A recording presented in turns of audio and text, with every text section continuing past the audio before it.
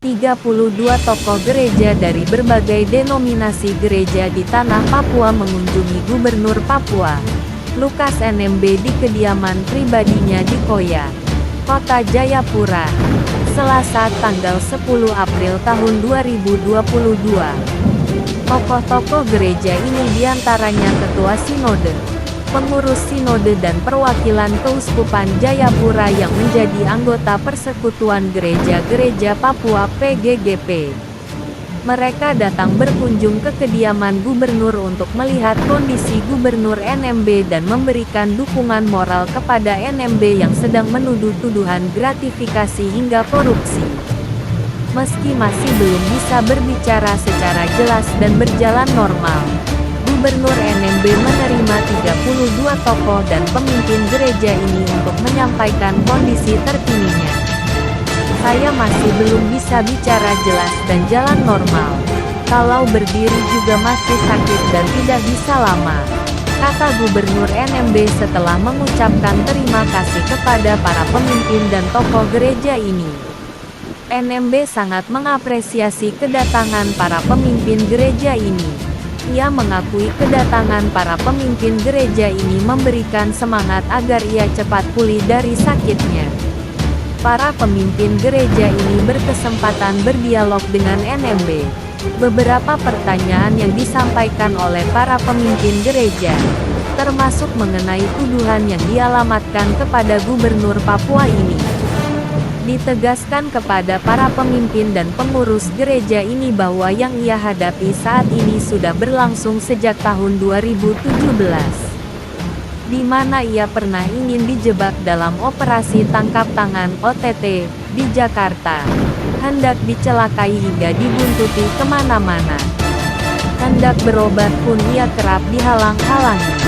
Pernah sekali saya mau berobat, nama saya hilang dari manifesto penerbangan, kata NMB. Lebih dihargai lagi, ia diminta untuk tidak berhubungan dengan beberapa pemimpin gereja ketua sinode di tanah Papua. Saya bilang tidak bisa. Mereka pemimpin gereja dan saya pemimpin wilayah yang mayoritasnya beragama Kristen.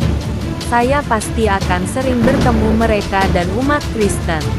Bagaimana saya dilarang berkomunikasi dengan mereka, kata NMB.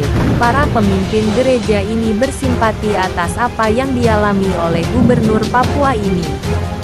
Mereka mendukung bahwa NMB harus menjalani perawatan hingga sembuh sebelum menjalani pemeriksaan atas sangkaan Komisi Pemberantasan Korupsi (KPK) yang diberikan kepadanya. Kami datang untuk melihat kondisi beliau, Gubernur, secara langsung. Dan memang kami melihat beliau dalam keadaan sakit dan sedang menjalani perawatan dokter. Kita berharap sebenarnya beliau bisa berobat ke Singapura. Tetapi beliau telah menyampaikan bahwa beliau sudah dilarang berobat ke Singapura, ujar Sinode GKI Tanah Papua, Pendeta Andri Kusmoku. Sementara Ketua Umum PGGP Provinsi Papua, PDT Hiskia Rolo mengatakan gereja belum memberikan pandangan dan pendapat selama ini tentang masalah yang dihadapi oleh Gubernur NMB karena belum bertemu langsung dan mendengarkan langsung dari NMB. Kami belum mengeluarkan sikap, karena kami belum mendengar informasi seperti ini, yang disampaikan langsung oleh Gubernur NMB. Jangan sampai kami pernyataan yang kami keluarkan berbeda dengan kenyataan lapangan, kata Pendeta Rolo. Pendeta Rolo mengatakan setelah melihat dan mendengarkan langsung, PGGP akan segera mengeluarkan sikap gereja. Pastor Konstantinus Bahang OFM yang mewakili hanya Uskup Jayapura mengatakan mendapatkan keadilan yang bisa didapatkan melalui proses yang adil juga. Orang tidak dalam keadaan normal, tidak dalam keadaan sehat, tidak dalam keadaan siap menghadapi tekanan dalam pengadilan. Sehingga yang pertama-tama harus diperjuangkan adalah kesehatan Gubernur NMB. Sehingga keadilan yang didapatkan itu akan seadil-adilnya untuk memperjuangkan martabat manusia itu sendiri. Dalam hal ini Gubernur Papua, kata Pastor Bahang.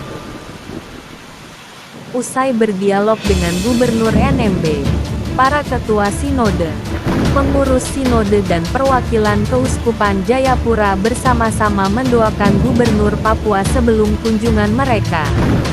PGGP merupakan lembaga bersama oikumenis serta forum dialog bagi gereja-gereja di Papua.